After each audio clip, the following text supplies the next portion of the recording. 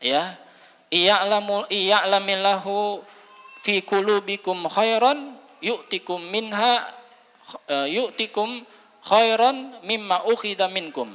Ya.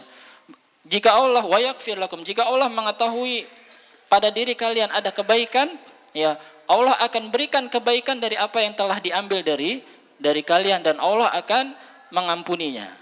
Ya, lihat tadi ya, wattaqullaha wa yu'allimukullah. Bertakwalah kalian kepada Allah, Allah akan ajarkan kalian ilmu.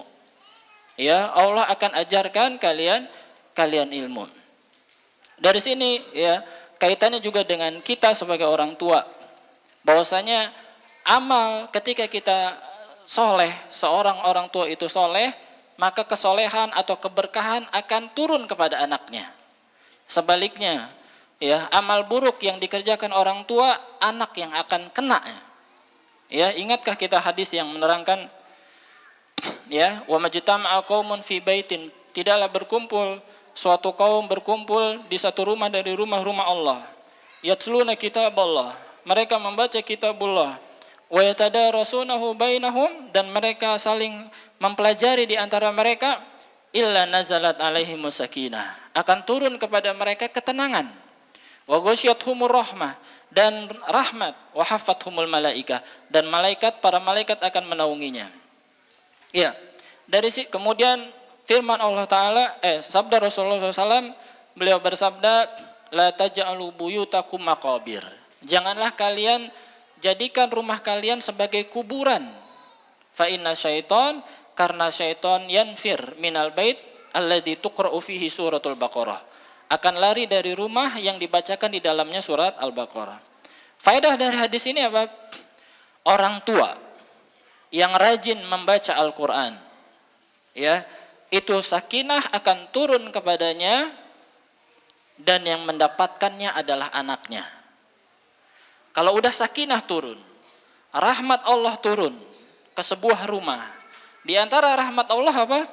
Memberikan kemudahan kepada anak kita menghafal Al-Quran. Ya, di antara rahmat, kemudian ketenangan. Ketika rumah itu tenang, berisi dengan ketenangan, maka pengajaran di dalam rumah pun akan mudah. Ya, akan mudah. Sebaliknya, orang tua yang bermaksiat, ya, suka bermaksiat, maka itu akan terkena imbasnya anak kita. Ya. Dan ini tadi saya jelaskan, ya, kita mungkin sudah menempuh cara-cara atau metode ya, yang sifatnya atau sebab-sebab hisiyah, sebab-sebab yang terlihat, tapi kita lupa dengan sebab-sebab imaniyah, ya, sebab-sebab yang enggak kelihatan. Ya, sebab-sebab yang Allah yang memberikan, dan inilah pada hakikatnya sebab itu sendiri. Ya, yaitu ketakwaan dari kita, ya, ketakwaan dari kita beramal soleh, ya, kemudian menjauhi maksiat. Ya, menjauhi maksiat. Berapa banyak di antara kita yang tidak belajar? Berapa banyak di antara kita yang makan harta yang haram? Ya, makan harta yang haram. Ya, ini sekali lagi saya ingatkan, ya, saya tekankan tentang ketakwaan kita. Ya, sejauh mana, ya, orang tua itu semangat dalam belajar, maka itu akan turun kepada orang tuanya. Dulu kita dikatakan, buah itu jatuh tidak jauh dari batangnya. Ya, kita ingin buah itu bagus, ya, maka batangnya diperbaiki. Ya, batang itu diperbaiki. Ini kaidah paten, ya, insya Allah, ya. Adapun yang nadir, yang jarang, ya, maka itu sebagai perkataan, ya, an-nadir kal adam, ya, sesuatu yang jarang itu seperti yang, ya, tidak ada, enggak dianggap. Tapi yang paten adalah buah itu jatuh tidak jauh dari batangnya. Ya, ini ingat, ya, kita ingin perbaikan kepada keluarga kita perbaiki diri dulu. Ya, kita perbaiki diri, maka anak, istri, dan seterusnya akan berubah. Di antaranya hafalan Quran. Ketika kita ingin mengajarkan anak kita Al-Quran, maka perbaiki diri kita. Terus perbaiki. Ya, terus perbaiki. Hadir di majelis ilmu, ya, hadir di halaqah Al-Quran, terusnya hingga akhirnya Allah mudahkan anak-anak kita membaca Al-Qur'an. Kemudian yang saya ingatkan juga untuk berdoa. Ya, untuk berdoa, terus berdoa. Ya, saya baca kisah ya. Ada seorang penghafal Quran, saya udah semuanya saya usahain. Cara ini saya usahakan, cara ini saya usahakan, makanan ini saya udah makan, makanan ini, minuman ini saya udah minum, semua saya usaha. Tapi saya nggak bisa, susah membaca Al-Quran. Hingga akhirnya apa?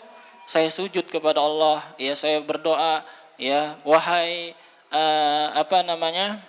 wahai yang zat pemberi ilmu, wahai yang memberikan rahmat, wahai, aku panggil Allah Subhanahu wa taala, ya.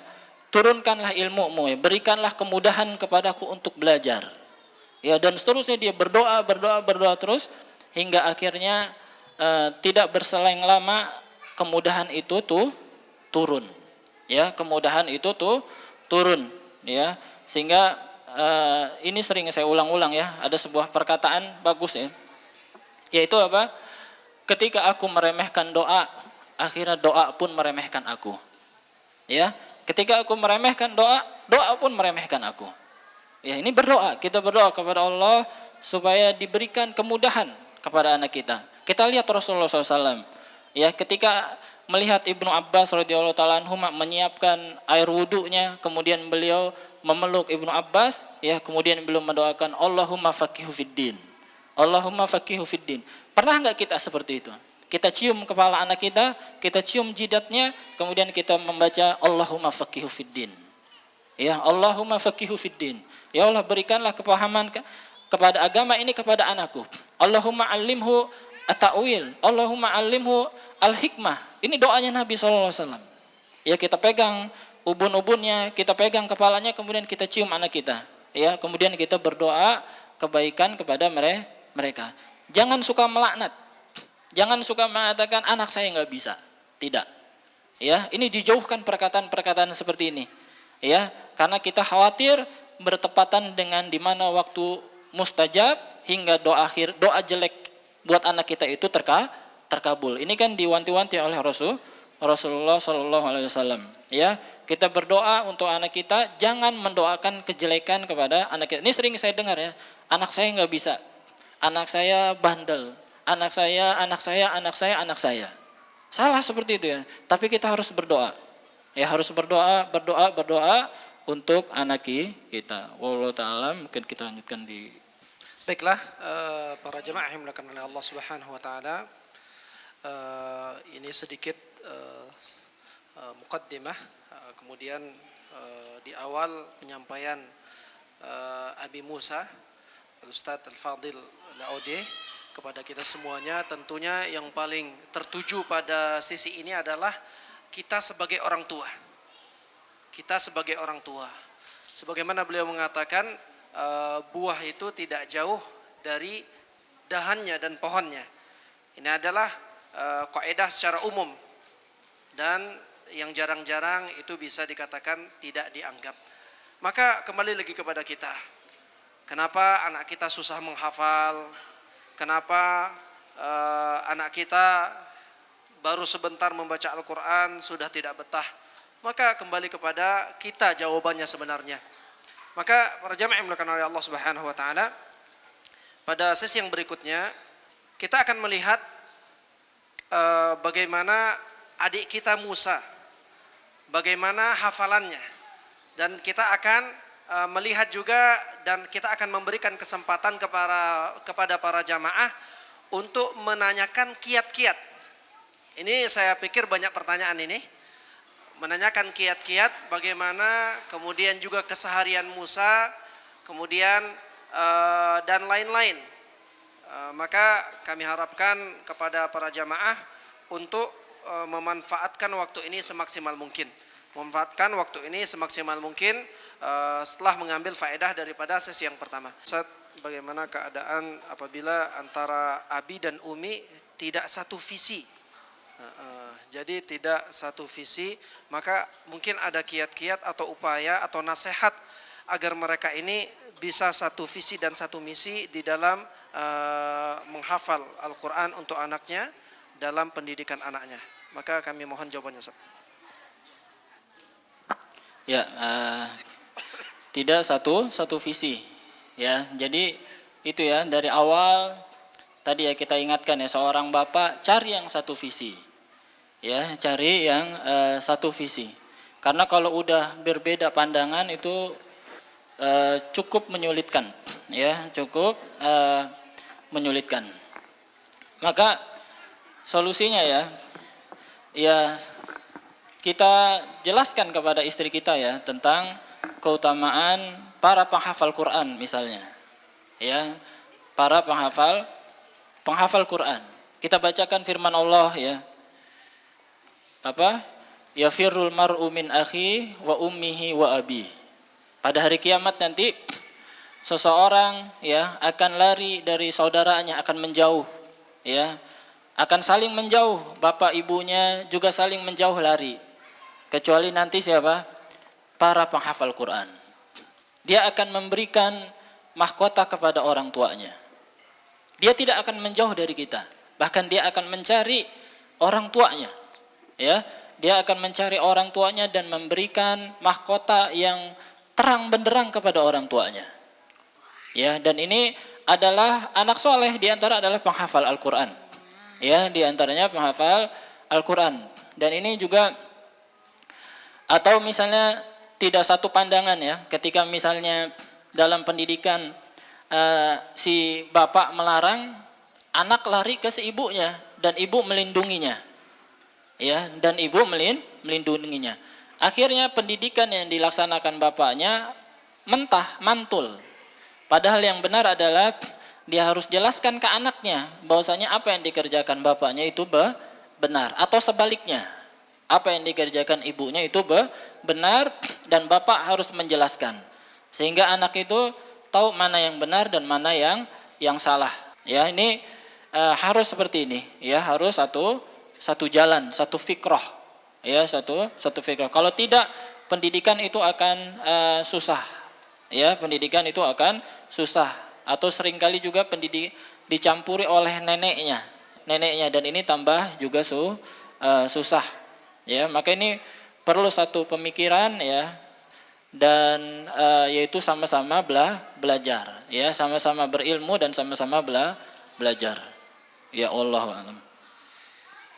Baiklah para jamaah sekalian, kami ucapkan terima kasih kepada Al-Ustadz. Kemudian ini di awal tadi Al-Ustadz telah menyampaikan metodenya kepada kita. Dan ternyata beliau tidak hanya mengomong saja, tidak hanya bercerita saja atau menyampaikan saja secara metode. Dan alhamdulillah semua adalah berkat taufiqullah. Beliau telah menerapkan metode tersebut kepada anaknya, yaitu bagaimana ekstra kepada anak, kemudian menjaga diri sendiri, kemudian menjaga hubungan dengan Allah Subhanahu wa taala. Dan alhamdulillah ananda beliau, adik kita Musa, telah menyelesaikan hafalannya di umur 6 tahun saat ini. 5 tahun 10 bulan. 5 tahun 10 bulan. Bu, 5 tahun 10 bulan. Pak, 5 tahun 10 bulan. Udah berapa tahun anak kita?